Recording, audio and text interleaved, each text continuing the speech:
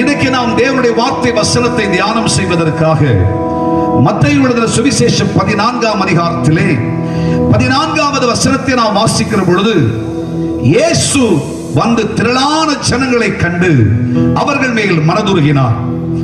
அவர்களில் வியாதியஸ்தர்களாய் இருந்த அத்தனை பேரையும், ரணமாக்கப்பட்டவர்கள் அத்தனை பேரையும், பலவீனப்பட்டு போன அத்தனை பேரையும், நோவு பெற்ற அத்தனை பேர்களையும், உடைந்து போன அத்தனை பேரையும் அவர் சுத்தமாக்கினார். ஒரு ஆமென் சொல்லுங்கள். கைகளை தட்டி ஆண்டவரை மகிமைப்படுத்துங்கள். பலமுறை இந்த வேத வசனம் உங்கள் இருதயங்களிலே பதிக்கப்பட்டிருக்கலாம். பரிசுத்த பக்தர்கள் இந்த வேத வசனங்களை ஞாபகம் ஊட்டியிருக்கலாம். பலமுறை நீங்கள் இந்த வேத வாக்கியங்களை வாசிக்கிற நேரங்கள் எல்லாம் வாசிப்பதிலே வேக விவேகசாலிகளாக விட்டு சென்றிருக்கலாம். ஆயினும் தேவனுடைய ஆவியானவர் அடையாளமிட்டிருக்கிற சிற்சில வேத பகுதிகளை தேவ ஆவியினாலே சொல்லப்பட வேண்டும் என்று நிர்பந்தம் செய்யப்படுகிறேன். ஆண்டவராகிய இயேசு கிறிஸ்து அற்புதமானவர், அவர் ஆச்சரியமானவர், அவர் உயர்ந்தவர், அவர் சிறந்தவர், அவர் உன்னதமான தேவன். கிறிஸ்து இயேசு செய்த அற்புதங்களை எழுத போனால் அவைகள் புஸ்தகங்கள் கொள்ளாது என்று யோவான் எழுதின சுவிசேஷம் கடைசி அதிகாரம் கடைசி வார்த்தைகளே நீங்கள் வாசிக்கலாம். அசாதாரணமானவைகளை, ஆச்சரியமானவைகளை இந்த பூமியிலே அவர் செய்தார். கிறிஸ்து இயேசுவின் கிரியைகளை நீங்கள் சுவிசேஷ பகுதிகளிலே பார்க்கிற பொழுது சுவிசேஷ பிரபல்யம் ஒரு பக்கத்திலே, இருளில் இருக்கிற ஜனங்கள் பெரிய வெளிச்சத்தை கண்டார்கள். கர்த்தராகிய இயேசு கிறிஸ்து என்னும் இரட்சகர் இருளடைந்து போன மாசு தூசு படிந்த பகுதிகளுக்கெல்லாம் என்று வேதம் சொல்லுகிறது. ஆண்டவராகிய இயேசு கிறிஸ்துவே இந்த உலகத்திற்கு வெளிச்சமாக இருக்கிறார். ஆண்டவராகிய கிறிஸ்து இயேசுவின் கால்கள் பதிக்கப்பட்ட உடனே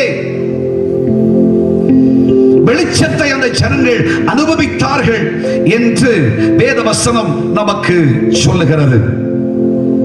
அது மட்டுமல்ல, ஆண்டவராகிய கிறிஸ்து இயேசுவுடைய சுவிசேஷ பிரகடனம் என்று சொல்வது, மனம் திரும்புங்கள், பரலோக ராஜ்யம் சமீபமாக இருக்கிறது. இயேசு கிறிஸ்துவுடைய ஆணித்தரமான செய்தி அது. மனம் திரும்புங்கள், தேவராஜ்யம் சமீபமாயிற்று, பரலோக ராஜ்யம் சமீபமாக இருக்கிறது. காலம் இனி செல்வதில்லை, காலங்களும் நேரங்களும் நிறைவு பெற்று வருகிறதாகவே நீங்கள் மனம் திரும்பி சீர்வருந்தி குணப்படுங்கள், என் ராஜ்யம் சமீபமாக இருக்கிறது என்று இயேசு பிரசங்கித்தார். இயேசுவின் செய்தியிலே ஒரு பெரிய சுவாரஸ்யம். இயேசு பிரசங்கிக்கிற இடமெல்லாம் திரளான ஜனங்கள் உட்கார்ந்திருப்பார்கள். இயேசு செய்தியை சொல்லுகிற பொழுது தங்கள் பசியை மறந்து போவார்கள், தங்கள் இருதயத்தின் இளைப்பை மறந்து போவார்கள், வாழ்வில் இருக்கிற நோவுகளை மறந்து போவார்கள். இயேசு அவ்வளவு சுவாரஸ்யமாய் பிரசங்கிப்பார். அவருடைய வார்த்தையிலே கண்டிப்புகள் இருந்தது, அவருடைய வசனத்திலே உபதேசங்கள் இருந்தது, அவருடைய வார்த்தையிலே சுகமாக்கும் சக்திகள் இருந்தது. அவருடைய வார்த்தை புறப்பட்டு செல்கிறது என்றால் அது இருதயத்தை புதிதாக்கக்கூடிய ஒரு அற்புதமான ஆச்சரியமான சக்தியாகவே இருந்தது. இயேசு தன்னுடைய செய்தியை சொல்லும் பொழுதெல்லாம் திரளான ஜனங்கள் இயேசுவின் வார்த்தைக்காக காத்திருப்பார்கள். சுவிசேஷத்தின் மகிமை அதீதமாய் அழகும் மெருகூட்டப்பட்டதுமாய் இயேசு சொல்லுவதையும் பிரசங்கிப்பதையும் சுவிசேஷ பக்தர்கள் எல்லாம் சித்தரித்து வைத்திருக்கிறார்கள். அவ்வளவு ஆச்சரியமாய் இயேசு தன்னுடைய செய்தியை சொன்னார். அந்த செய்திகள் சொல்லப்படுகிற நேரங்கள் எல்லாம் அற்புதங்களும் திருப்பங்களும் மனமாற்றங்களும் வாழ்க்கையிலே பலருடைய இருதயங்களிலே உண்டாகிற சீர்திருந்துதலும் உண்டாயிற்று என்று வேத பகுதிகள் நமக்கு சொல்லிக் கொடுக்கிறது. அது மட்டுமல்ல, இயேசு தன்னுடைய சுவிசேஷத்தோடு கலந்து, நீங்கள் வேதத்தில் வாசிக்கும் பொழுது லூக்கா எழுதின சுவிசேஷம் 4ஆம் அதிகாரம் 18வது வசனத்தில் விதமாய் சொல்லப்பட்டிருக்கிறது, அவரோ தேவனுடைய ஆவியினால் நிரப்பப்பட்டிருந்தார். தேவனுடைய தேவனுடைய ஆவியானவர் தனக்குள் இருந்தபடியினாலே தேவ ஆவியானவருக்குள் இருந்த 9 விதமான வரங்களும் ஆண்டவராகிய கிறிஸ்துவுக்குள்ளே செயல்பட்டது என்பதை நாம் பார்க்கிறோம். இந்த பூமியிலே பிதாவினாலே அனுப்பப்பட்ட குமாரனாகி கிறிஸ்து இயேசு தேவ ஆவியின் வரத்தினாலே வல்லமையினாலே செயல்பட்டு இருப்பதை நாம் பார்க்கிறோம். ஆச்சரியமாய் அற்புதமாய் இயேசு கிரியை செய்தார். ஆகையினாலே இயேசு செய்தியை சொல்லுகிற இடம், இயேசு பிரசங்கிக்கிற இடத்திலே, இயேசு போகிற இடமெல்லாம் ஜனங்கள் இயேசுவிடத்தில் எதையாகிலும் பெற்றுக்கொள்ளலாமே என்ற ஆதங்கத்தோடு புறப்பட்டு போவார்கள், எதிர்பார்ப்போடு புறப்பட்டு போவார்கள். எப்படியாகிலும் ஆண்டவராகிய இயேசு கிறிஸ்து எங்களுக்கு அற்புதம் செய்து விட மாட்டாரா? ஏனென்றால் அப்போஸ்தலனாகிய பவுல் சொல்லுகிற பொழுது ஆவியானவருக்குள்ளே இருக்கிற 9 விதமான ஆவியின் வரங்களின் செயல்பாடு, அவைகளிலே ஒன்று குணமாக்கும் வரம் இல்லையா?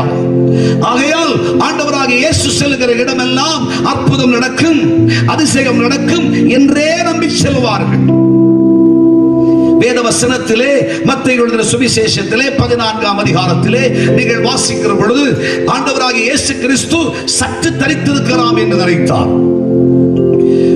தான் வாசம் செய்திருந்த இடத்திலே தன்னுடைய காதுகளுக்கு வந்த செய்தி அது சரியானதாய் இல்லாதிருந்தபடியினாலே இயேசு அவ்விடம் விட்டு விலகி போகலாம் என்று புறப்பட்டு போனார். என்றாலும் ஜனங்கள் விட்டமாடில்லை, இயேசுவை பின்தொடர்ந்து கொண்டே இருந்தார்கள். இயேசு போகிற இடமெல்லாம் ஜனங்கள் மறைந்திருக்கலாம் என்றால் அங்கேயும் விட்டு விட மாட்டார்கள், மலையில் இருக்கலாம் என்றால் அங்கேயும் விட்டு விட மாட்டார்கள். வேத வசனம் சொல்லுகிறது, இயேசு மலை உச்சியிலே உட்கார்ந்திருந்தாலும் பிணியாளிகளை, பலவீனப்பட்டவர்களை, நடக்கக்கூடாதவர்கள், சப்பானிகளை, குருடர்களை, குஷ்டரோகிகளை சுமந்து கொண்டு போவார்கள். இயேசு அப்படி மகா பெரிய அற்புதங்களை, ஆச்சரியமான அற்புதங்களை, சிந்திக்க முடியாத அற்புதங்களை இயேசு செய்து கொண்டே இருந்தார். ஆகையால் இயேசு கிறிஸ்து ஒரு அற்புதம் என் வாழ்க்கையில செய்ய மாட்டாரா? இயேசுவால என் வாழ்க்கையில் ஒரு அற்புதம் செய்ய முடியாதா என்ற நம்பிக்கையோடு புறப்பட்டு போவார்கள்.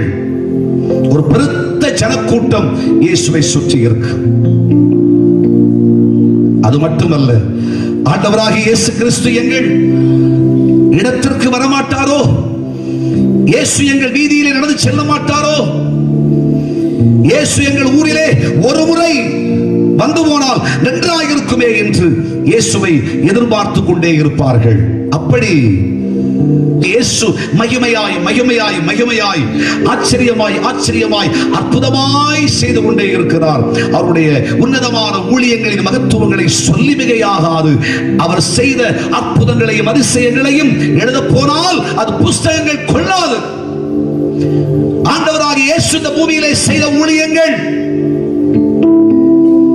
பிதாவினுடைய சித்தத்தை நிறைவேற்றுவதற்காய் தன்னை அர்ப்பணித்து இயேசு தன்னை சிலுவை மரணத்திற்காக அர்ப்பணம் செய்து 3 ஆணியில் அறையப்பட்டவராக தன் ஜீவனை விட்டார்.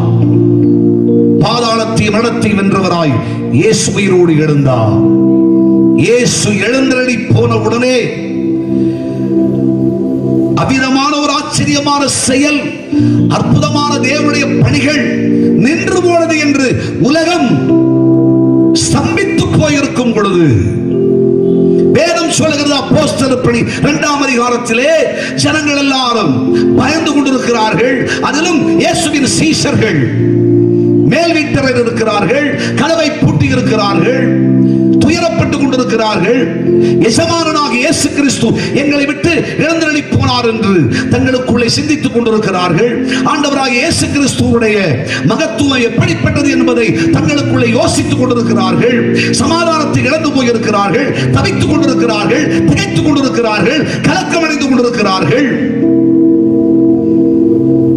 இனிமே உலகத்தில் எப்படித்தான் வாழ முடியும் என்ற கேள்வியோடு இருக்கிறார்கள். வேதம் சொல்லுகிறது, அவர்கள் எல்லாரும் ஒருமனப்பட்டு ஒரு இடத்திலே கூடியிருந்தார்கள். பயந்து போய் நடுங்கி போய் திகைத்து போய் இருக்கிற நேரத்தில் ஆண்டவராகிய கிறிஸ்து இயேசு என்னும் சர்வ வல்லமை உள்ள தேவன்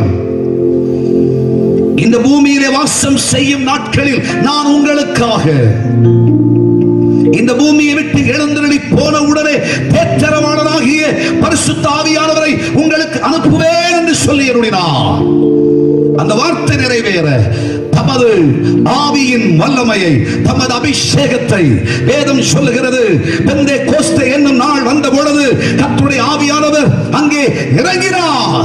கர்த்தருடைய வல்லமை இறங்கின உடனே அது இடம் அசைந்தது. அந்த மேல் வீட்டறையில் இருந்தவர்கள் அத்தனை பேரும் தேவனுடைய வல்லமையால் நிரப்பப்பட்டார்கள். கலிலேயராகிய மனுஷர் அல்லவோ இவர்கள் வெவ்வேறு பாஷைகளை பேசுகிறார்களே என்று உலகத்தாரை பிரமித்தார்கள். தங்களுக்குள்ள பயம் நீங்கி போயிற்று, சமாதானமற்று போன நிலை நீங்கி போயிற்று, இருதயத்தில் இருந்த கேள்விகள் நீங்கி போயிற்று. தேவனுடைய ஆவியானவர் தங்களுக்குள் வந்தவுடனே இன்றைக்கும் கர்த்தரை நாடி தேடி வந்திருக்கிற கர்த்தருடைய பிள்ளைகளே, ஆண்டவராகிய கிறிஸ்து உங்களுக்கும் எனக்கும் நாசியின் சுவாச காற்றாய் இருக்கிறார்.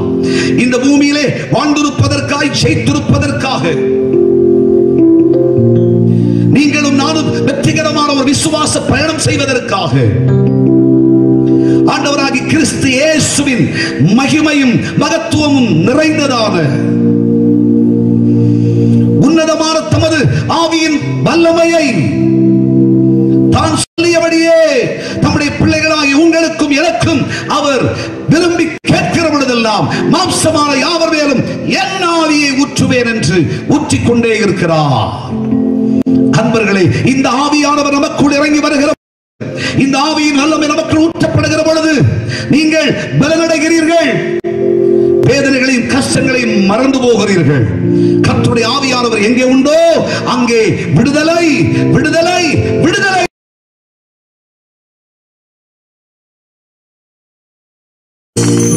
இயேசு பரமேறி போனார் என்பதோடு நின்று போகவில்லை. இன்றைக்கும் தேவ ஆவியினால் நிரப்பப்பட்டு பக்தர்களும் பரிசுத்தவான்களும் கர்த்தரை விசுவாசிக்கிற தமது பிள்ளைகளும் தேவ ஆவியினால் நிரப்பப்பட்டவர்களாய் நிற்கிற பொழுது, என்னை விசுவாசிக்கிறவன் என்னை காட்டிலும் பெரிய காரியங்களை செய்வான் என்கிற வேத வாக்கியத்தின்படியே இன்றைக்கும் உலகத்தை அதிர்ச்சி அடையத்தக்க அற்புதங்களையும் அடையாளங்களையும் கர்த்தராகிய இயேசு செய்து கொண்டிருக்கிறார். நீ விசுவாசித்தால், நீ விசுவாசித்தால் தேவனுடைய மகிமையை காண்பாய், இன்றைக்கும் காண்பாய். இயேசு அதை தடையின்றி செய்து கொண்டிருக்கிறார். சர்வ வல்லமை உள்ள தெய்வம் அதை கேட்பதற்கும் வெச்சமாய் செய்து கொண்டிருக்கிறார்.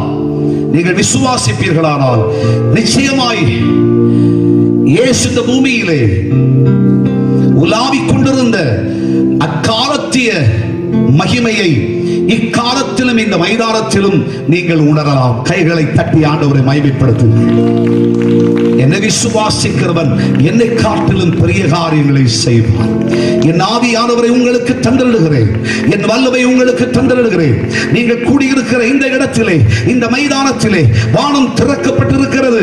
என் மகிமையின் வல்லமை இறங்கி வந்திருக்கிறது. என் அபிஷேக சக்தி உங்கள் மேல் ஊற்றப்படுகிறது. ஆகையால் நீங்கள் ஆவி ஆத்தும சரீரத்திலே விடுதலை பெறுவீர்கள்.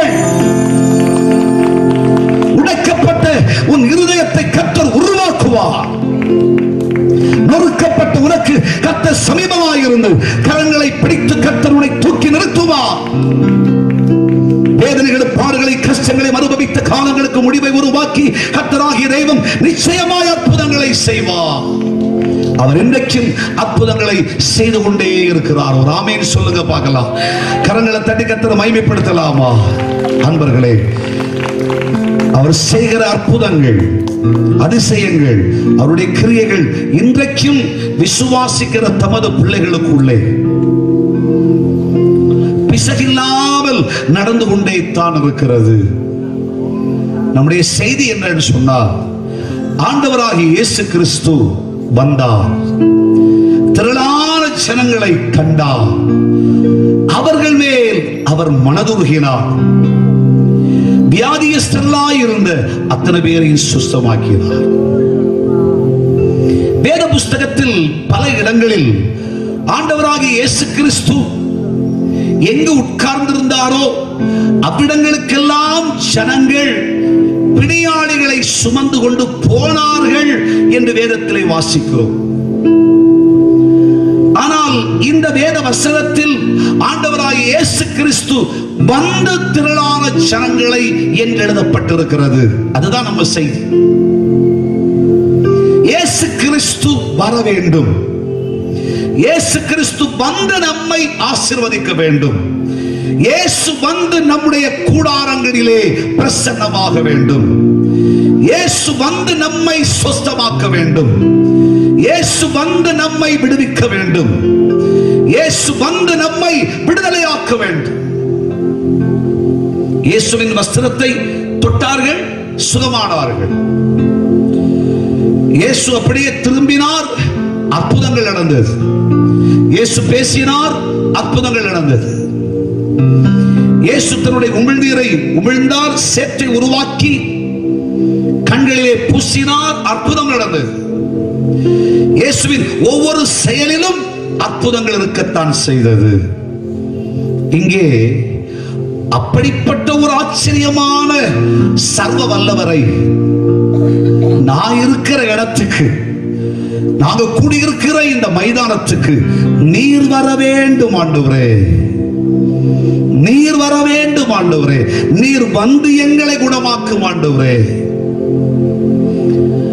ஒரு பிணியாளியா இருந்தால் அந்த பிணியாளியை சுமந்து கொண்டு மருத்துவமனைக்கு செல்ல வேண்டும். எந்த மருத்துவனாகிலும் நான் வீட்டுக்கு வரையா, நான் வீட்டுக்கு வந்து உன்னை பார்க்கிறையா, வீட்டுல வந்து உனக்கு ட்ரீட்மெண்ட் கொடுக்கறையா அப்படின்னு சொல்லி வீடு வீடா வீதி வீதியா வந்து ட்ரீட்மெண்ட் கொடுக்கிற யாராக இருக்கிறாங்களா? உண்மையா படிச்சவங்களா இருந்தா,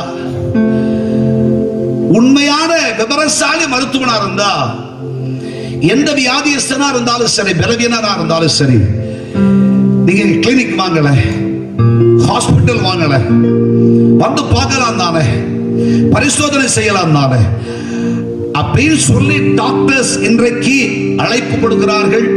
மருத்துவமனைகளுக்கெல்லாம் பல அழைப்பாளர்களும் இருக்கிறார்கள். மருத்துவமனைகள் எல்லாம் இன்றைக்கு காலியாகி கொண்டிருக்கிற காலத்தில் வந்திருக்கிறோம்.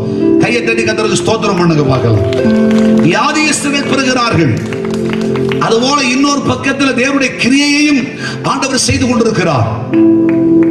அதனால மருத்துவமனைக்கும் பஞ்சம் இல்லை, மருத்துவர்களுக்கும் பஞ்சம் இல்லை. எந்த மருத்துவர் ஆகிலும் உயர்ந்தவரும் சிறந்தவரும் பெரியவரும் இருக்கிறதுல பெரிய சர்ஜன், இருக்கிறதுல பெரிய டாக்டர், சீனியர் டாக்டர் அப்படின்றவங்க யாராகிலும் உன் வீட்டுக்கு வந்து நான் உனக்கு ட்ரீட்மெண்ட் கொடுக்கறையா அப்படின்னு சொல்ற ஒரு செய்தி எங்கால கேட்டிருக்கீங்களா? மனசுக்கு பிடிச்சவங்க சொந்தக்காரங்க வீட்டுக்கு போறதெல்லாம் வேற. ஆனா எந்த வியாதியஸ்தனையும் தேடி ஒரு மருத்துவன் செல்வதில்லை. எல்லா மருத்துவர்களுக்கும் மேலாக இந்த அகில உலகம் முழுவதும் இருக்கிற எல்லா சர்ஜனுக்கும் மேலாக, இந்த அகில உலகம் முழுவதற்கும் எல்லாவற்றுக்கும் மேலாக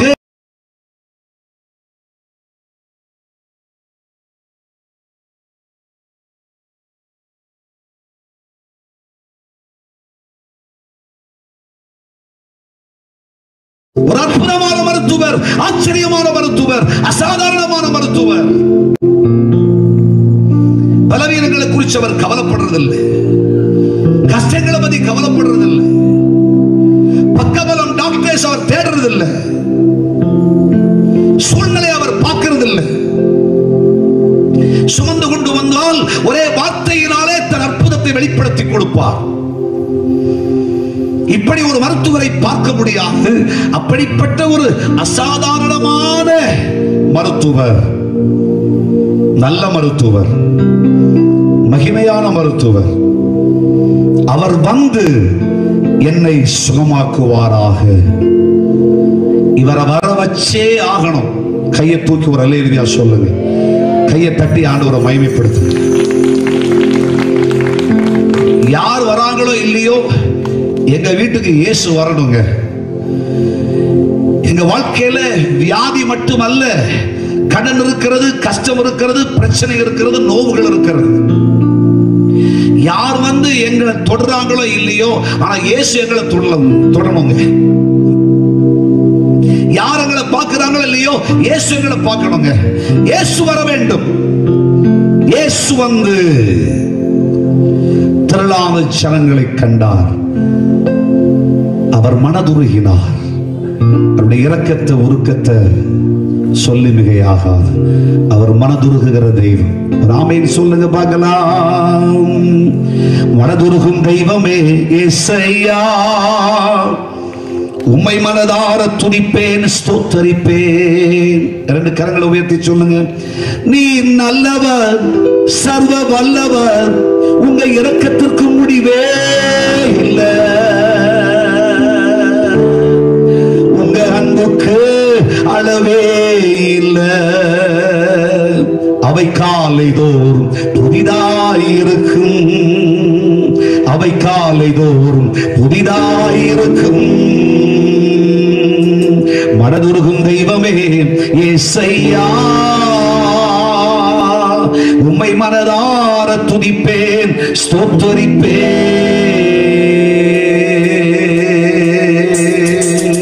கைகளை தட்டி சேர்ந்து பாடலாம்.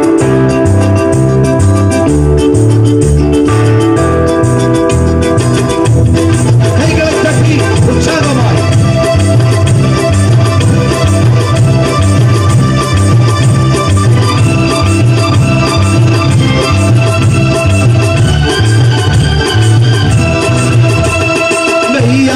எங்களது பாடுகளை ஏற்றுக்கொண்டு துக்கங்களை சுமந்து கொண்டீர்.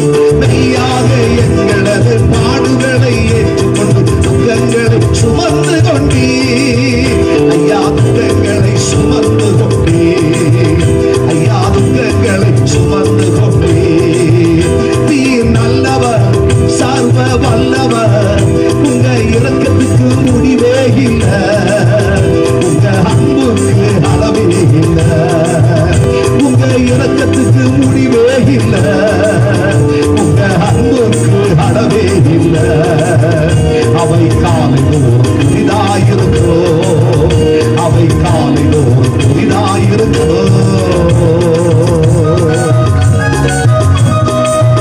வியாதிப்பட்டிருக்கிறீர்களோ,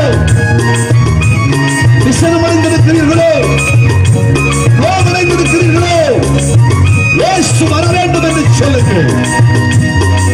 பிடியை போக்குகிறவர், இருதயத்தின் பாரங்களை மாற்றி வைக்கிறவர், நம்மை மெய்யாகவே விடுவிக்கிறவர். அவராலே அன்றி வேறொருவரால் விடுதலை இல்லை.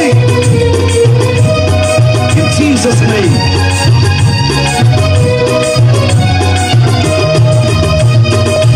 எங்களுக்கு சமாதானம் உண்டு பண்ணும் தண்டனையும் உம்மேலே விழுந்ததையா, எங்களுக்கு சமாதானம் உண்டு பண்ணும் தண்டனையும் உங்க மேல விழுந்ததையா, அது உங்க மேல விழுந்ததையா, அது உங்க மேல விழுந்ததையா. நீ நல்லவர், சர்வ வல்லவர், உங்க இரக்கத்துக்கு முடிவே இல்லை, உங்க அன்புக்கு அளவே இல்லை, உங்க இரக்கத்துக்கு முடிவே இல்லை, உங்க அன்புக்கு அளவே இல்லை. அவை காலைதோறும் புதிதாயிருக்கோ, அவை காலைதோறும் புதிதாயிருக்கோ.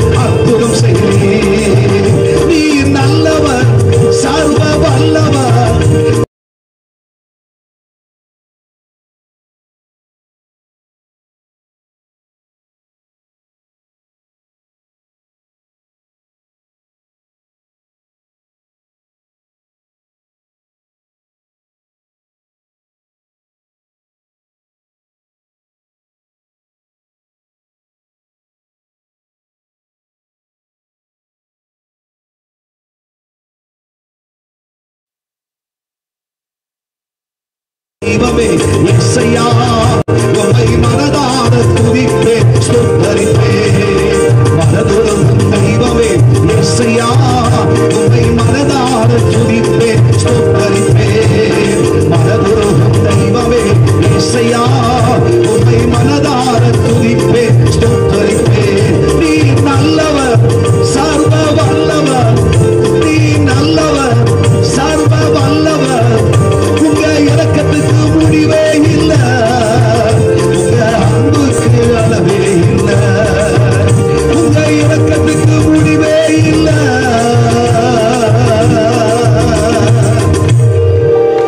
உங்க அன்புக்கு அளவே இல்லை.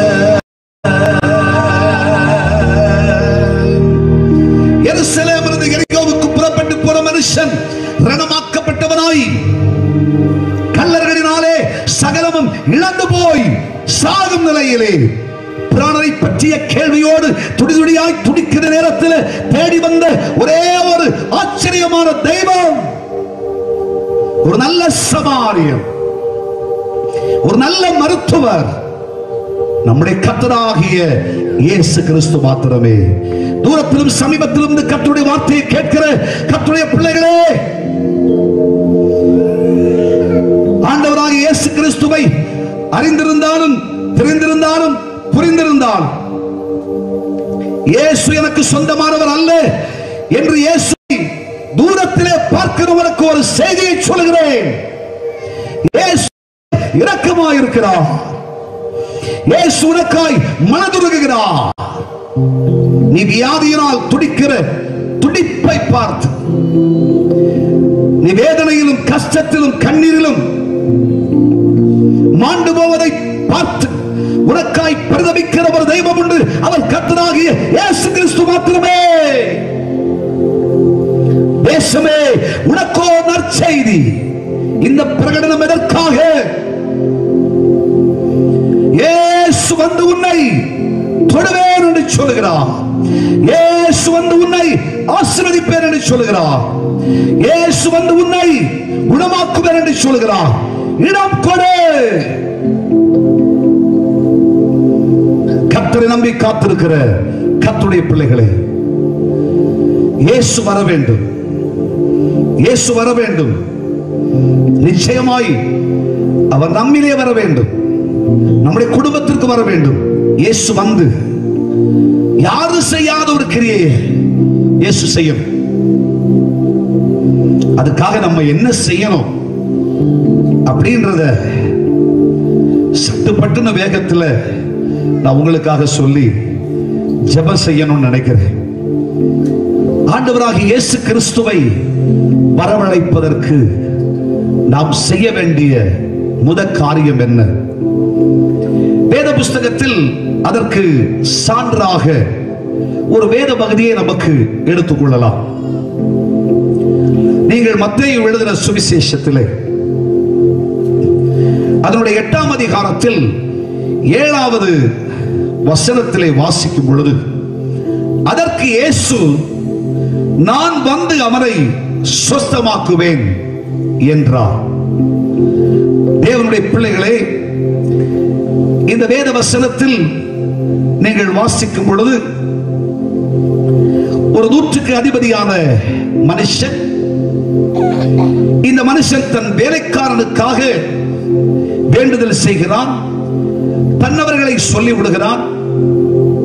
ஆண்டவராகிய இயேசுவால முடியும், எப்படியாக இந்த வேலைக்காரன் பிழைக்கிறதுக்காக, இயேசு அற்புதம் செய்யறதுக்காக, இயேசு விடுவிப்பதற்காக நீங்கள் போய் இயேசுவினிடத்தில் கேட்டு பாருங்கள் என்று சொல்லுகிறான். ஆண்டவராகிய இயேசுவினிடத்திலே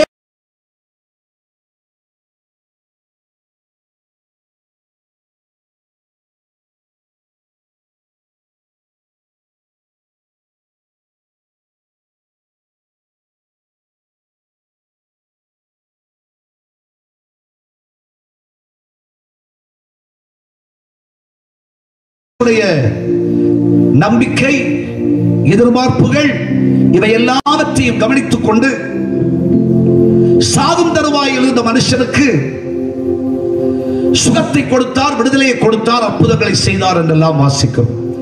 ஆனா இந்த அற்புதத்தில் ஒரு ஆச்சரியம் என்னன்னு சொன்னா, இயேசு அங்கே சொன்ன செய்தி, வேலைக்காரன் சுகவீனமாயிருக்கிறான், பலவீனமாயிருக்கிறான் என்று இயேசுவிடத்தில் கேட்ட மாத்திரத்திலே இயேசு அவருக்கு சொன்ன பதில், நான் வந்து அவனை குணமாக்குவேன், நான் வந்து அவனை சுகமாக்குவேன், நான் வந்து அவனை விடுதலையாக்குவேன். ஐயோ இயேசுவே, வேண்டுமான வேலைக்காரனை கூட்டிட்டு வர, ஆனா நீர் என் வீட்டுக்கு வருவதா? இதெல்லாம் சாத்தியமில்லாத காரியம். ஒரு சாதாரண சட்டமன்ற தொகுதியில் இருக்கிற ஒரு எம்எல்ஏ வீட்டுக்கு வராருன்னு சொன்னா கூட வீட்டை தொடச்சு வைப்பாங்க. ஒண்ணுக்கு உதவாத ஒரு பாராளுமன்ற உறுப்பினர் வராருன்னு சொன்னா கூட என்னவோ பெரிய கறிக்குழம்பு எல்லாம் செஞ்சு வச்சுப்பாங்க. மனசுக்கு பிடிச்ச பெரியவங்க வீட்டுக்கு வராங்கன்னு சொன்னா அந்த வீடெல்லாம் அவ்வளவு சுத்தமா பெருக்கி எடுத்து வீட்டுல இல்லாத பொல்லாத எல்லா கலரையும் கொடுத்து அவ்வளவு பெரிய சாப்பாடு செஞ்சு வச்சுப்பாங்க. இயேசு ஒரு சட்டமன்ற உறுப்பினர் அல்ல, ஒரு பாராளுமன்ற உறுப்பினர் அல்ல, ஒரு தமிழ்நாட்டின் முதலமைச்சர் அல்ல, இந்தியாவினுடைய பிரதமர் அல்ல, அகில உலகத்திற்கும் ஆண்டவர், அசாதாரணமான ஆண்டவர், எல்லா தெய்வங்களுக்கும் மேலாக, எல்லா தேவர்களுக்கும் மேலாய் உமக்கொப்பானவர் யார்? உம்மை போல் ஒரு தெய்வம் உண்டோ? அப்படிப்பட்ட ஆச்சரியமான தெய்வம், தெய்வம். தெய்வத்தின் அருமை பெருமை தெரியாததுனாலதான் இன்றைக்கு அநேகர் தங்கள் வாழ்க்கையிலே இழப்புகளையும் கஷ்டங்களையும் வேதனைகளையும் நஷ்டங்களையும் அனுபவித்துக் கொண்டிருக்கிறார்கள். ஆண்டவராகிய தெய்வம் என்ற ஒரு ஆச்சரியமான சக்தி, ஆண்டவராகிய கிறிஸ்து இயேசு என்கிற சத்திய தெய்வம் என்கிற ஆச்சரியமான ஒரு சக்தி, அது நம்மிலே, அவர் நமக்குள்ளே, நம் குடும்பத்துக்குள்ளே, துதிக்கிற இடங்களிலே, ஜெபிக்கிற இடங்களிலே, அவரை ஸ்தோத்தரிக்கிற இடங்களிலே, மகிமைப்படுத்துகிற இடங்களிலே, ஒன்றோ இரண்டோ பேர் நாமத்தினால் எங்கே கூடியிருந்தாலும் அங்கே பிரசன்னமாயிருக்கிறேன் என்று சொல்லி இருக்கிறார் என்பதை உணராததனாலதான் அநேகர் வாழ்க்கையில் அந்த தெய்வத்தின் மகிமையை பார்க்க முடியல, அந்த தெய்வத்தின் அற்புதங்களை ருசிக்க முடியல. அன்பர்களே, எவ்வளவோ ஆச்சரியமான தேவன், சிந்திக்க கூடாத சேரக்கூடாத ஒளியில் வாசமாய் இருக்கிற தெய்வம், சரித்திரத்தையே புதுப்பிச்ச தெய்வம், அகிலாண்டத்தை அசர செய்த தெய்வம், சத்துருக்களை அலறவிட்ட தெய்வம், பாதாளத்தை ஆட வச்ச தெய்வம், கட்டுகள் எல்லாம் உடைச்சு போட்ட தெய்வம் கர்த்தராகிய இயேசு. அந்த இயேசு சொல்லுகிறார், நான் உன் வீட்டுக்கு வந்து உன் வேலைக்காரனை சொஸ்தமாக்குவேன், விடுதலையாக்குவேன், நிச்சயமாய் அற்புதம் செய்வேன், நான் உன் வீட்டுக்கு வருவேன். இயேசு நூற்றுக்கு அதிபதி வீட்டுக்கு தான் இயேசு வருவாரோ? இல்லங்க, இயேசுவை யாரெல்லாம் நீர் வர வேண்டும் என்று அழைக்கிறீர்களோ அந்த வீட்டுக்கெல்லாம் இயேசு வரும். கையை தட்டி ஆண்டவரை மகிமைப்படுத்துங்க.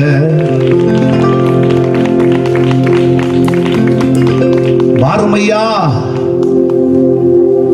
நீர் வாருமையான்னு சொல்லி அழைச்சா அவர் வருவார். யோவான் சுவிசேஷம் 2ஆம் அதிகாரத்தில் இயேசு கிறிஸ்து தன்னுடைய முதலாம் அற்புதத்தை செஞ்சார். அதுதான் அதுக்கு சாட்சி.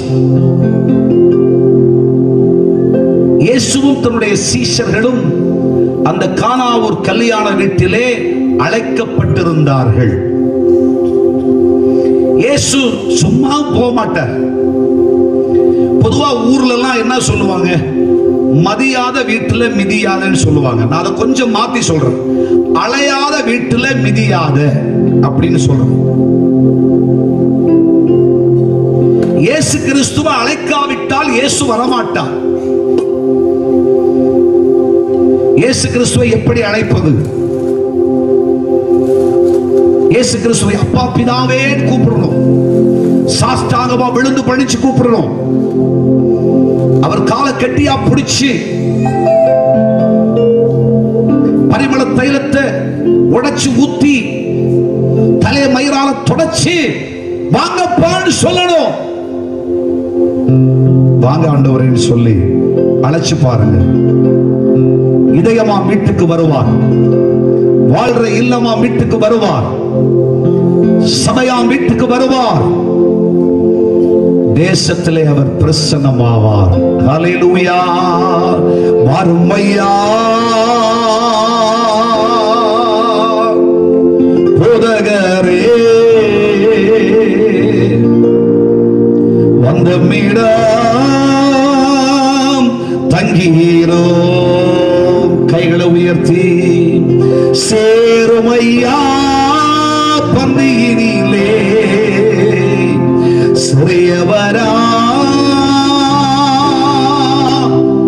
சிறியவராம் எங்களிடம். அதிபதிகள் அல்ல, சின்னவர்களும் சிறியவர்களும் ஒன்றுக்கும் உதவாதவர்களும் ஆகிய நாங்கள் மனுஷனை நினைப்பதற்கும் மனுபுத்திரனை எண்ணி பார்ப்பதற்கும் இந்த மனுஷன் எம்மாத்திரம். ஆனாலும் கரங்களை உயர்த்தி வாரும் ஐயா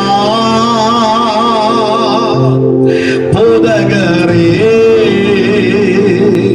வந்த மீடம் தங்குகிறோம், சேருமையா பந்தியினிலே சிறியவரா எங்களிடம்.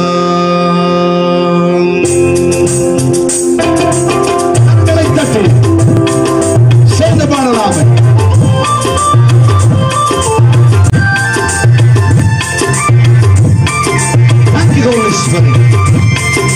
வாங்க சுவாமி, வல்லமை உள்ள தேவன், அவரால எல்லாம் ஆகும்.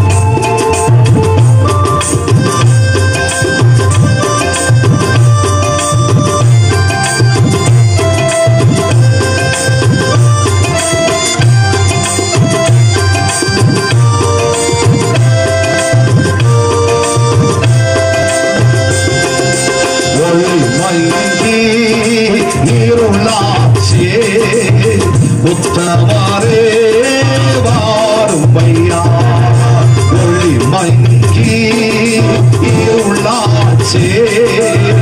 உத்தவாரே வாரும் ஐயா, கழித்திரவோ காத்திருப்போ, கழித்திரவோ காத்திருப்போ. காதலே கருணை செய்தி, காதலே கருணை செய்தி.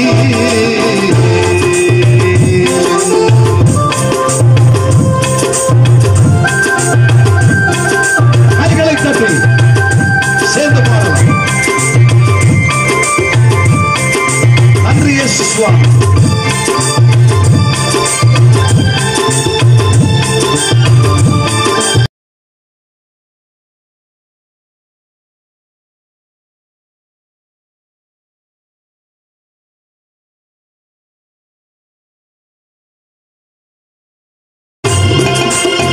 ஆதரையில் எம்மாறுதலே, அன்பருக்கு சதா உறவே.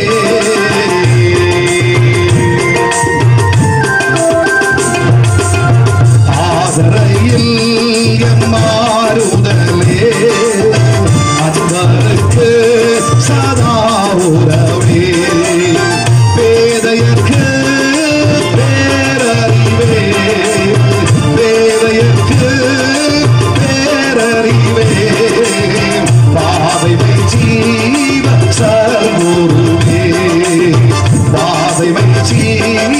சத்குருவே வாருமையா போதகரே மந்தமிடா தங்கீரோ சேருமையா பந்தியினிலே சேருமையா பந்தியினிலே சிறியவரா எங்களிடம் சிறியவரா எங்களிடா சிறியவரா எங்களிடா சிறியவரா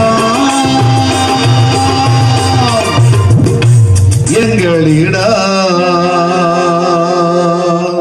நீர் வர வேண்டும் என்று ஆச்சரியமானவரும் அற்புதமானவரும் சிறந்தவரும் உயர்ந்தவரும் 1000-10,000 பேர்களிலே அழகானவருமாகிய அருமையானவருமாகிய கிறிஸ்து இயேசுவை அழைத்து வாங்க ஆண்டவரே என்று சொல்ல முடியுமானா, இருதய கதவை திறந்து கொடுக்க முடியும்னு சொன்னா, நம்ம இல்லத்தை திறந்து கொடுக்க முடியும்னு சொன்னா, அவர் அழைப்பிற்கு தன்னை தருகிறவர். உன்னுடைய எளிய அழைப்பு, என்னை நீர் நினைப்பதற்கு நான் அப்பாத்திரன், நீர் என்னை யோசிக்கிறதுக்கு நான் எல்லாரிலும் சிறியவன். ஆயினும் நம்முடைய அழைப்பை அவர் ஏற்றுக்கொள்வார்.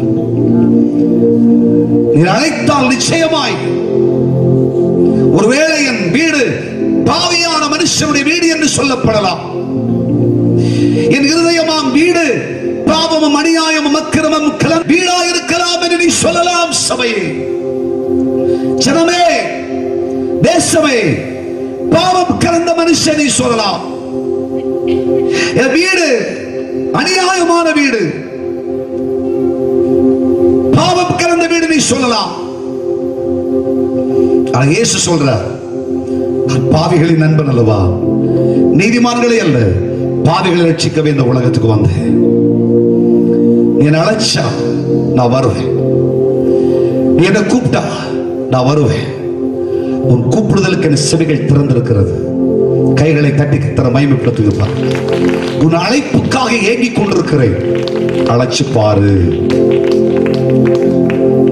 லூக் மத்தேயு எழுதின சுவிசேஷம் 8ஆம் அதிகாரத்தில் நீங்கள் வாசிக்கும் பொழுது, அங்கே 100க்கு அதிபதியான மனுஷன் ஆண்டவராகிய இயேசுவை அழைக்கிறான். இயேசுவை வீட்டிலே ஏற்றுக்கொள்ளலாம் என்றால் அதற்கு தன்னால் இருதயத்தில் இடம் இல்லை. இயேசு வந்து நான் விடுவிப்பேன் என்று சொல்கிறார். அழைப்பை கொடுப்பது என்கிற ஒரு பெரிய தயக்கம் தனக்குள்ளே இருக்கிறது. ஆனாலும் இயேசு வந்தா எவ்வளவு நல்லா இருக்குன்ற சிந்தை இருக்குது. கையை தட்டி கர்த்தருக்கு ஸ்தோத்திரம் பண்ணுங்க பாருங்க. ஆனா இயேசுவை வர வச்சிட்டான். இயேசு வரணும். இயேசு தன்னுடைய திசையை திருப்பினார், தன் பயணத்தை திருப்பினார், தன்னுடைய பணியை இயேசு திருப்பினார்.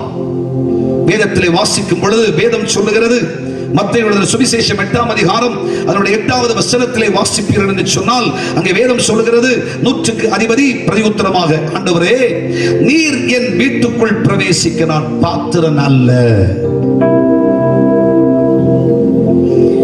இயேசு நம்ம வீட்டுக்கு வரணும்னு சொன்னா, இரண்டாவது நம்ம செய்ய வேண்டிய வேலை, ஆண்டவரே, நீர் என் வீட்டுக்கு வருவதற்கு நான் பாத்திரன் அல்ல. அபாத்திரன் என்று சொல்ல முடியுமானால் இயேசு அந்த வீட்டுக்கு வருவார். ஆண்டவரே, தேவாலயத்துக்கு போனேன், நல்லா காணிக்கை கொடுத்தேன், நல்லா ஜெபம் பண்ணினேன், ஆண்டவரே, என்ன மாதிரி ஒரு மனுஷன் எவனவே இருக்க மாட்டான் அப்படின்னு சொல்ற மனுஷன் வீட்டுக்கு இயேசு வர மாட்டார். நான் சொல்றது வழங்கலையா? என்ன மாதிரி உத்தமன், சன்மார்க்கன், என்ன மாதிரி ஒரு மனுஷன் யார் ஆண்டவரே இருப்பா? பைபிளை எடுத்துடுறேன், தவறாம வந்துடுறேன், என் பேரு கிறிஸ்தவ பெயரு, எங்க அப்பா வேற கிறிஸ்தவர், தாத்தா வேற கிறிஸ்தவர், எங்க பூட்டா வேற கிறிஸ்தவர், பாரம்பரியமே கிறிஸ்தவன் தான். அப்படின்றதுனால இயேசு வருவதில்லை. பிரார்த்தனைக்காய் நின்ற மனிதர்களிலே ஆயக்காரர் சொல்றான், ஆண்டவரே, உம்முடைய சமூகத்தில் நிற்பதற்கும் வருவதற்கு நான் பாத்திரன் அல்ல. உம்முடைய சமூகத்தில் வேண்டுதல் செய்வதற்கும் அர்ச்சனை செய்வதற்கும் நான் பாத்திரன் அல்ல. சங்கீதக்காரர் சொல்றார், ஆண்டவரே, நீர் என்னுடைய கேடகம், என்னுடைய அடைக்கலம், என் நம்பிக்கை, என் துருகம், எல்லாம் உண்மைதான். ஆனால் உம்மிடத்தில் பிரவேசிப்பதற்கும் உம்மண்டை வருவதற்கும் நீர் என்ன வருவதற்கும் நான் அமாத்திரன், பாத்திரன் அல்ல. நான் மாத்திரம். ஆண்டவரே, இதை நம்மால சொல்ல முடியுமா? இன்னைக்கு பல நேரங்களிலே நம்முடைய வாழ்க்கையில் இருக்கிற நீதியை சொல்லி சொல்லி சொல்லி, உத்தமத்தை சொல்லி சொல்லி, ஏதோ சில பரிசுத்த பாட்டுகளை சொல்லி சொல்லி, ஆண்டவராகிய இயேசு நம்ம வீட்டுக்கு வராம, இதயத்துக்கு வராம, ஜெபத்துல வராம, வேண்டுதல்ல வராம, துதியில வராம இயேசுவை தூரமா நிறுத்திக்கிறோம். இன்னைக்கு நம்ம சொல்லணும், என் இயேசு என் வீட்டிலே வருவதற்கு நான் பாத்திரன் அல்ல. நாசமான வீடு, மோசமான வீடு, ஆனா இயேசுவை உம்மை அழைக்கிறேன், நீங்க என் வீட்டுக்கு வருவதற்கு நான் பாத்திரன் அல்ல. இது ஒரு மனுஷனுடைய வாழ்க்கையில் இருக்கிற இதய தாழ்மையை குறிக்கிற நண்பர்களே. தன்னை வெறுமையாக்கி கர்த்தருக்கு முன்பாக ஒன்றுமில்லை என்று சொல்லி ஒரு மனுஷன் சொல்ல முடியும்னு சொன்னா, இந்த மைதானத்தில் இயேசு வந்து நம்மை ஆசீர்வதிப்பார். இயேசு வந்து நம்மை தொடுவார். இயேசு வந்து நம்மை விடுதலையாக்குவார். இயேசு வந்து நம்முடைய சிரசை தொடுவார். இயேசு வந்து நம்முடைய காயங்களை கட்டுவார். இயேசு வந்து நம்முடைய சரீரத்தில் அடையாளம் தெரியாத ஒரு அறுவை சிகிச்சையை செய்வார். நிச்சயமா செய்வார். நான் பாத்திரன் அல்ல ஆண்டவரே. படிப்பு சொல்றோம், கௌரவத்தை சொல்றோம், மேன்மை பத்தி எல்லாம் பேசணும், வேண்டாம். அடி மேல அடி, கஷ்டத்துக்கு மேல கஷ்டம் வர்றதுக்கு ஒரு பெரிய காரணம் என்ன? வாழ்க்கையில் இருக்கிற மெச்சமானதை பத்தி பேசுறதுதான். துச்சமானத உலகத்துல மெச்சமா பேச என்ன இருக்குது? 66 புஸ்தகத்துல முதல் புஸ்தகமா எழுதப்பட்ட புஸ்தகம் யோபு என்ற புஸ்தகம். யோபு புஸ்தகத்துல 1ஆம் வசனம், உத்தமன் சன்மார்க்கன் பொல்லாப்புக்கு விலகின தேவனுக்கு பயப்படுகிற மனுஷன் நீதிமானான மனுஷன் அப்படின்னு சொல்லுது. ஆனா இப்படிப்பட்ட மனுஷனுடைய வாழ்க்கையில ஒரே நாள்ல 10 பிள்ளை செத்து போச்சு. இந்த சொத்து சுகம் எல்லாம் நஷ்டமாயிடுச்சு, எல்லாம் போயிடுச்சு, எல்லாம் அழிஞ்சு போச்சு. காரணம் தெரியுமா? 32ஆம் அதிகாரத்தில் 1ஆம் வசனத்தில் என்ன தெரியுமா சொல்றாரு? யோபு தன் பார்வைக்கு அவன் நீதிமானாயிருந்தான். தனக்குள்ளேயே தன்னை பத்தி சொல்லிக்கிறான். ஆண்டவருக்கு பிடிக்காது. அவரை தவிர வேறொரு நீதிமான் இல்லை. நீதிமானா இருந்திருப்போ, பரிசுத்தமானா இருந்திருப்போ, சுத்தமா இருந்திருப்போ, எல்லாம் சரிதான். ஆனால் நீ ஒன்ன பத்தி சொல்லாத. நம்ம பத்தி நம்மள சொல்றதுங்க. நம்ம சுத்தி இருக்கிற 4 பேர் சொல்லணும். நம்ம பார்க்கிற இயேசுநாதர் சொல்லணுங்க.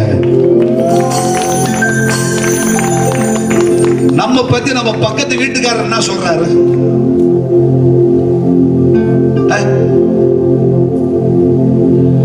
கோயிலுக்கு போறான் பாரு, கோயிலுக்கு போறான், ஊதாரி, இவெல்லாம் ஒரு மனுஷனா?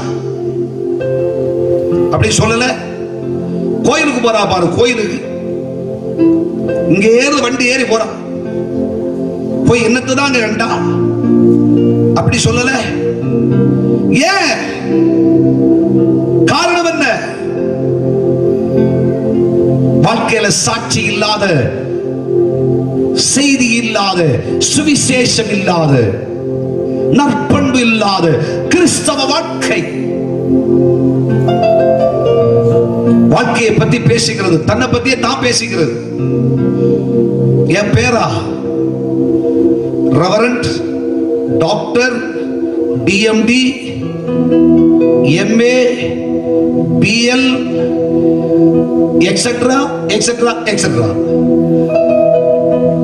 அப்படின்ட்டு வரிசையா எழுதி போட்டாதான் ஒரு சமாதானம் வந்துருது. வேண்டாங்க, இதெல்லாம் நமக்கு எதுக்கு? உலகத்துல படிப்பு பட்டம் இதெல்லாம் குப்பைங்க. கர்த்தருக்கு முன்பாக இதுல ஒன்றுமே இல்லை. என்னதான் படிச்சிருந்தாலும் சரி, நம்ம பத்தி நம்ம பேச வேண்டிய அவசியம் இல்லை. நம்ம பத்தி தன் பார்வைக்கு அவன் நீதிமானா இருந்தபடியினால கர்த்தர் அவனை சுத்தி வச்சிருந்த வேலையை எடுத்து விட்டார். சாத்தான்ட சொன்னாடே, இந்த ஒரு சுபாவத்தை இவனை விட்டு மாத்துறதுக்காக இவரை என்ன செய்யணுமோ அத்தனையும் செய்யலான்ட்ட. காணாதவர் போல இருந்துகிட்ட வேலையை எடுத்து விட்டாப்புல பிசாசு அப்படியே உள்ள நுழைஞ்சான். அடி அடி அடி அடி அடி அடி துக்குதமப்படுத்தி விட்டான். கடைசியா சரீரம் வரைக்கும் உருக்குலைஞ்சு போச்சு. சொந்த மனைவியே சொன்னான், யோ நீர் வாழ்றதை விட செத்துறியா அப்படின்ட்டாங்க. பிராண சிநேகிதர்கள் தன்னை விட்டு போனார்கள். ஏன்? தேவன் கசடாய் கசப்பாய் தீர்ப்பானதாய் கண்ட தீங்கான ஒரு சுபாவம் தன்னை பத்தி தான் பேசுறது. பேசாத நான்ற வார்த்தை வந்த உடனேயே அவன் மிருகங்களுக்கு ஒப்பானா. நீ சொல்லாமா? நான் நினைச்சேனா? நீ நினைச்சா என்ன செய்வ? ஒரு மூச்சு மட்டும்தானே இருக்குது. மூச்ச மேல எழுத்து அப்படியே மூச்சை கீழே விடணும்னாலும் பரலோகம் அனுமதிக்கணுங்க. இல்லைன்னா அப்படியே ஸ்டக் ஆயிடுச்சுன்னா ஆன்றோம். அதுக்கப்புறம் அசையாதுங்க, கை கால் கூட அசையாது. நினைச்சு பார்க்கணும்ல, என்னை பத்தி நான் சொல்லலாமா? உலகம் பேசணும்.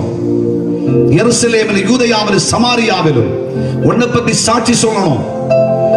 உலகத்துல 10 பேர் சொல்லணும். பைபிளை எடுக்கிறான் பாரு, அவன் பரிசுத்தமானங்க. தேவாலயத்துக்கு போறான், அவன் பேச்ச பாருங்க, என்ன புலைத்த பேசுறான் பாத்தீங்களா? அவன் பார்வையை பாரு, அதெல்லாம் வடிவு கட்டப்பட்ட பார்வை.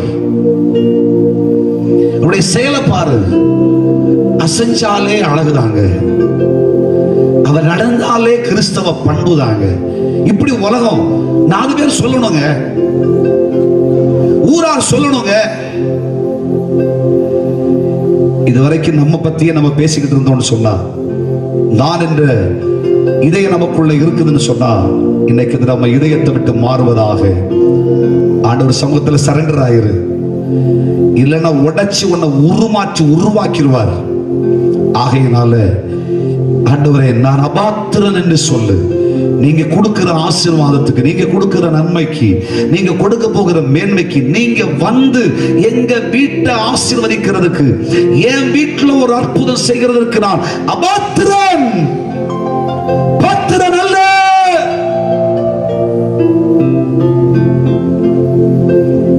கசடு நிறைந்தவன், அக்கிரம செய்கைக்கா உங்க சமூகத்தில் நிற்க கூடாதவன் சாமி என்று நம்முடைய இருதயம் சொல்லும். நான் பாவியான மனுஷன். அரிஸ்டாட்டில் என்ற கிரேக்க ஞானிக்கு சீஷனாய் இருந்த, கமாலியலுக்கு சீஷனாய் இருந்த, கல்வி கற்ற PhD பட்டதாரியான மனுஷன் அப்போஸ்தலனாகிய பவுல் என்ன சொல்றாரு? பாவிகளில் பிரதான பாவி நான் பாவியான மனுஷன். என்னங்க உலகத்தில் இருக்குது? மாடி இருந்தானா கோடி இருந்தான்னு கடைசியில பாடிதான். கர்த்தருக்கு ஒரு கைத்தட்டு கொடுக்க பாருங்க. அதுவும் அந்த பாடி எத்தனை நாள் வச்சிருப்போம்? நல்லா போனா அமெரிக்காவில் இருக்கிற பிள்ளை வர்றதுக்காக 2 நாள் வச்சிருப்பாப்புல. அதுக்கப்புறம் எப்படா இந்த சனியே வீட்டை விட்டு போகும், எப்படா சீக்கிரம் முடிச்சுட்டு வீட்டுக்கு போலாம், அப்படிதான் நினைப்பாங்க. என்னதான் அன்போ பண்போ பாசமோ நேசமோ இருக்கட்டுமே. ஆகையால் இந்த உலகத்துல மெச்சமாய் சொல்வதற்கு ஒன்றும் இல்லை, ஒன்றும் இல்லை, ஒன்றும் இல்லை. ஆகவே அப்பா பாதத்துல சொல்லுங்க, ஒன்றுமில்லாத இந்த துச்சமான உலகத்துல, என் வாழ்க்கையில, என் வீட்டுல, என் திருச்சபையில, எங்க தேசத்துல நீங்க வாங்க, நாங்கள் இதற்கு பாத்திரர்கள் அல்ல, அதற்கு பாத்திரர்கள் அல்ல சாமி. உங்க சமூகத்துக்கு முன்பாக நாங்கள் வெறுமையாயிருக்கிறோம் என்று சொல்லுங்கள். நிச்சயமாய் ஆண்டவராகிய இயேசு கிறிஸ்துவின் வல்லமை புறப்பட்டு வரும். உங்க சரித்திரத்தை மாற்று. நீங்கள் வேண்டிக் கொண்டதை நிச்சயம் அவர் உங்களுக்கு தந்தருளுவார். கைகளை தட்டி கர்த்தரை மகிமைப்படுத்தலாம். அழைப்போடு கலந்த அர்ப்பணம் இருக்குமானால் நிச்சயம் இயேசு வந்து நமக்காய் அற்புதங்களை செய்ய வல்லவர். இரண்டாவது, அதே 8ஆம் அதிகாரத்துல 8ஆம் வசனம் என்ன சொல்லுது தெரியுமா? 100க்கு அதிபதியான மனுஷன் சொல்றாரு, இயேசுவே நீங்க ஒரு வார்த்தை சொன்னீங்கன்னா, ஒரே ஒரு வார்த்தை சொன்னீங்கன்னா வேலைக்காரன் சுஸ்தமாவான். நீங்க ஒரு வார்த்தை சொல்லிட்டா போ, நீங்க ஒரு வார்த்தை சொல்லிட்டா போதும், நீங்க வரக்கூட தேவையில்லை. நீங்க ஒரு வார்த்தை சொல்லிட்டாலே வேலைக்காரனுக்கு அற்புதம் நடக்கும், சுகம் உண்டாகும், விடுதலை உண்டாகும். ஆண்டவருடைய வார்த்தை மேல அவ்வளவு நம்பிக்கை. இன்னைக்கு தேவனுடைய வார்த்தை அப்படின்றதுல உலகம் பிரியப்படுவது இல்லை. உலகத்துல மனுஷ கிறிஸ்தவ கோலங்கள், ஆவிக்குரிய வட்டாரங்கள் எல்லாம் என்ன ஆசைப்படுதுன்னு சொன்னா, ஆடணும், பாடணும், ஆக்ரோஷமா இருக்கணும் அப்படின்னு நினைக்கிறாங்க. ஒரு கிறிஸ்தவ மேடையா, கிறிஸ்தவ மேடைன்னு சொன்னா 4 இடத்துல 4 புகை வரணும். கிறிஸ்தவ மேடையா சுத்தி சுத்தி சுத்தி சுத்தி பழிச்சு பழிச்சு பழிச்சு பழிச்சு பழிச்சு பழிச்சு ஆவியில பழிச்சு பழிச்சுன்னு இருக்கிறியோ இல்லையோ, சுத்தி சுத்தி சுத்தி லைட் மின்னி மின்னி மின்னி மின்னி எரிஞ்சுக்கிட்டு இருக்கணும். அப்படியே வருவார் பாருங்க, ரவுண்ட் அடிச்சுக்கிட்டு கிறிஸ்தவ மேடைகள், ஆவிக்குரிய மேடைகளை, கிறிஸ்தவ சத்தியத்தை சொல்ல வேண்டிய மேடைகளிலே அநியாயங்கள், துக்கிரமங்கள், இயேசு இல்லாத மேடை, இயேசு இல்லாத பணிபீடம், துஷ்ட பிசாசு.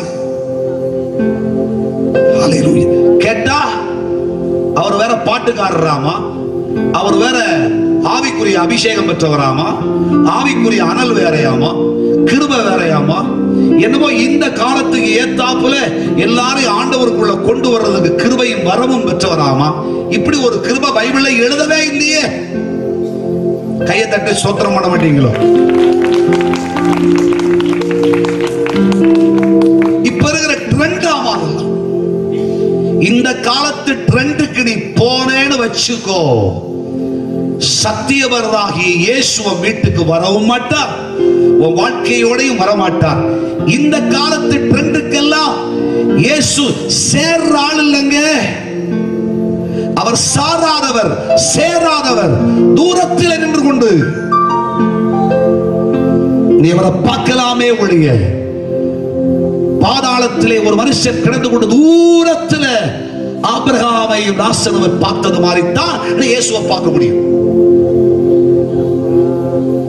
இந்த காலத்து ட்ரெண்ட் எல்லாம் அவருக்கு தேவையில்லை. பரிசுத்த வேதாகமம், சத்திய புஸ்தகத்தில் எழுதப்பட்ட வேத வசனங்கள் இருக்கிறது. இந்த வார்த்தைக்கு கீழ்ப்படி, வேத வசனத்தை செவி கொடு. பாட்டு, ஆர்ப்பாட்டம், ஆக்ரோஷம் இதெல்லாம் வச்சு 10 மணி வரை கதையை ஓட்டிடுறது. வசனம் பேசியா, வார்த்தையை பேசியா, சபைகளிலே வசனம் பேசப்படுவதாக. ராணி, கல்கண்டு, குமுதம், பேசப்படும் இதெல்லாம் சபையில பேசக்கூடாது. திருச்சபை கைதட்டி கர்த்தருக்கு ஸ்தோத்திரம் பண்ணுங்க. தினத்தந்தி, தினமலர் கதை எல்லாம் நமக்கு இங்க திருச்சபையில வேணாம். திருச்சபை பரிபீடத்திலே கர்த்தருடைய வசனம் பிரசங்கிக்கப்படுவதாக. நிறைய பேருக்கு கோபம் வருதுன்னு நினைக்கிறேன், பரவாயில்ல, சொல்லிட்டு போடுறேன்.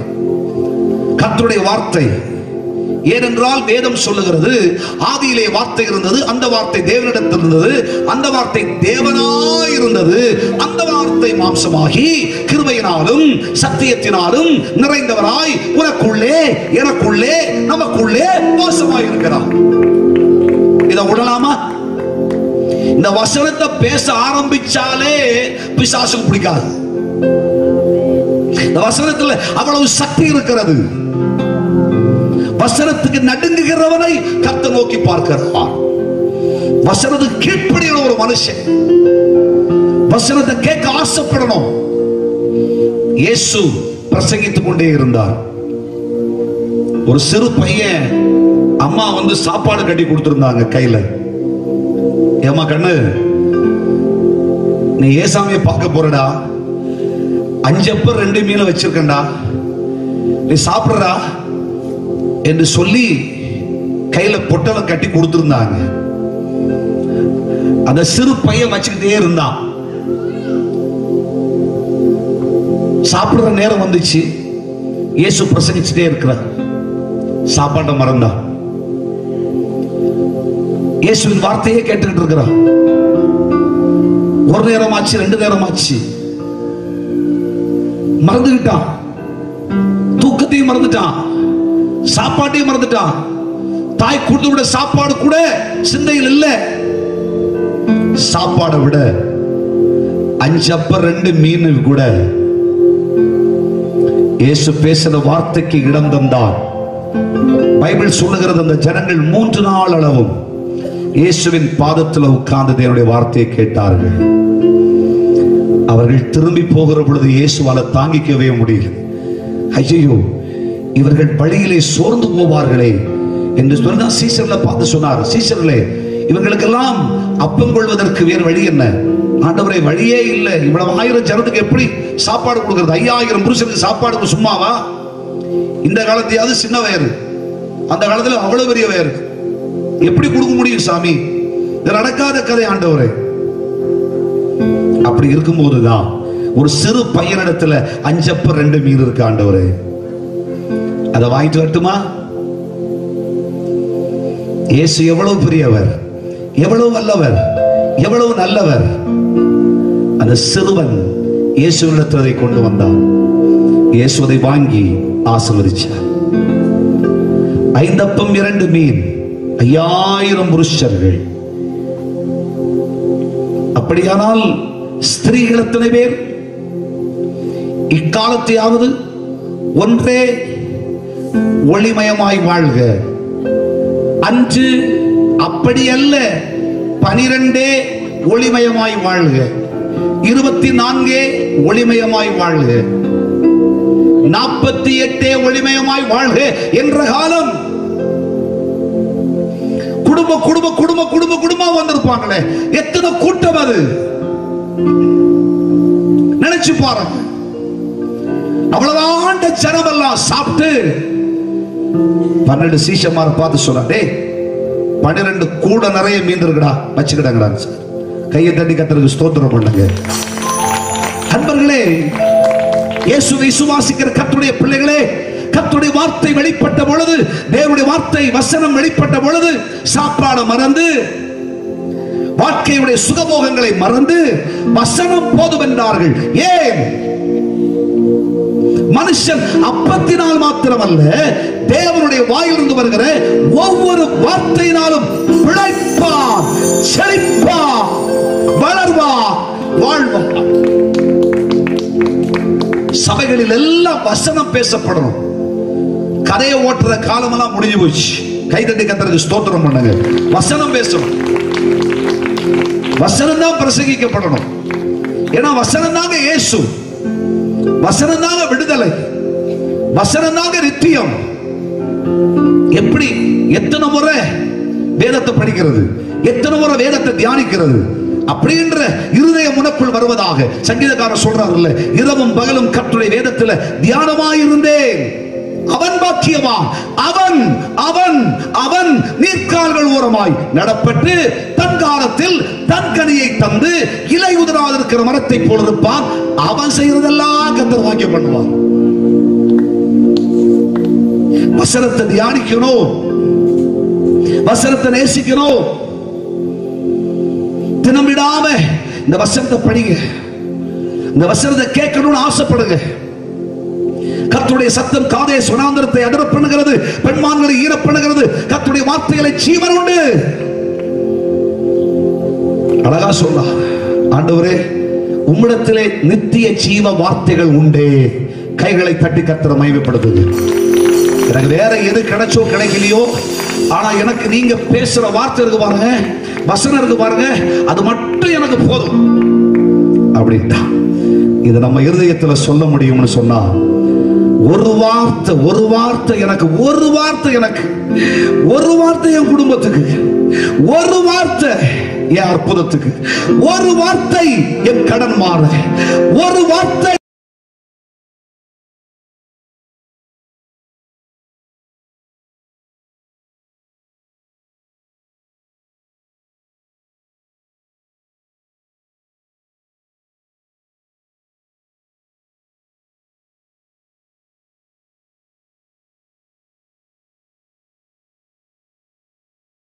ஹல்லேலூயா.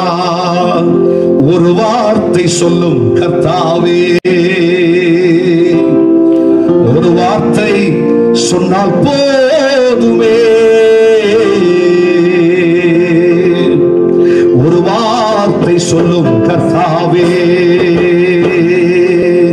உங்க வார்த்தையிலே சுகம், உங்க வார்த்தையிலே மதுரம், உங்க வார்த்தையிலே சுகம், உங்க வார்த்தையிலே மதுரம், உங்க வார்த்தையிலே எல்லாம் சந்தோஷம், உங்க வார்த்தையிலே எல்லாம் சந்தோஷம்.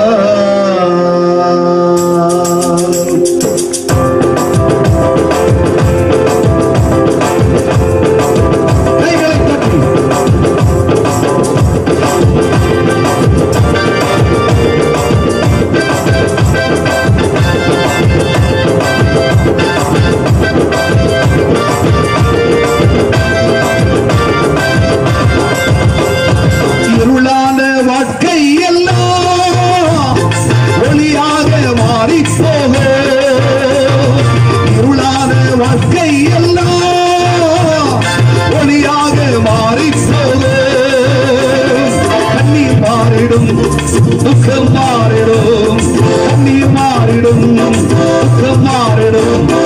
ஒரு வார்த்தை சொன்னா போதுமே, ஒரு வார்த்தை சொன்னா போதுமே, இயேசு ஒரு வார்த்தை சொன்னா போதுமே.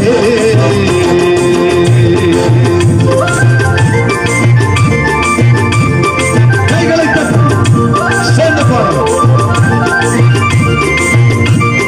நன்றி இயேசு சுவாமி.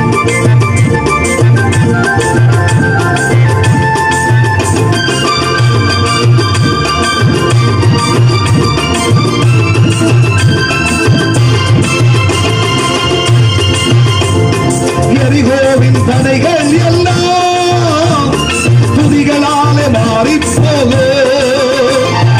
எரிகோவின் தடைகள் எல்லாம் துதிகளாலே மாறி போகும். கண்ணீர் மாறிடும், துக்கம் மாறிடும், கண்ணீர் மாறிடும், துக்கம் மாறிடும். ஒரு வார்த்தை சொன்னா போதுமே, அப்பா ஒரு வார்த்தை போதுமே.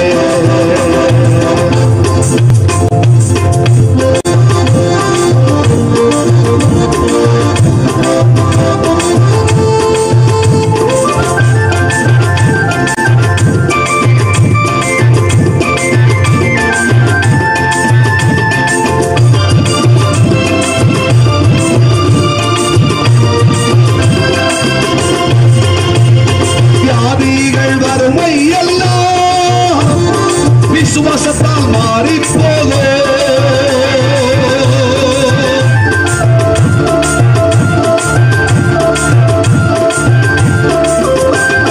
வியாதிகள் வறுமை எல்லாம் விசுவாசத்தால் மாறி போகும். கண்ணீர் மாறிடும், துக்கம் மாறிடும், கண்ணீர் மாறிடும், துக்கம் மாறிடும். ஒரு வார்த்தை சொன்னா போதுமே, இயேசு ஒரு வார்த்தை சொன்னா போதுமே. ஒரு வார்த்தை சொல்லுங்க பாவே, எங்கள் வாழ்க்கையெல்லாம் செழிப்பாகுமே. ஒரு வார்த்தை சொன்னா போதுமே, எங்கள் வாழ்க்கைய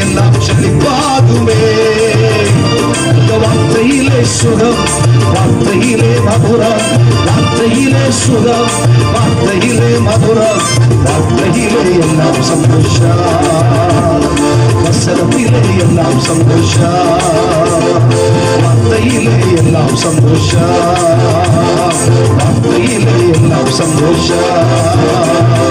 ஒரு வார்த்தை சொல்லுவாவே வாழ்க்கையெல்லாம் செழிப்பா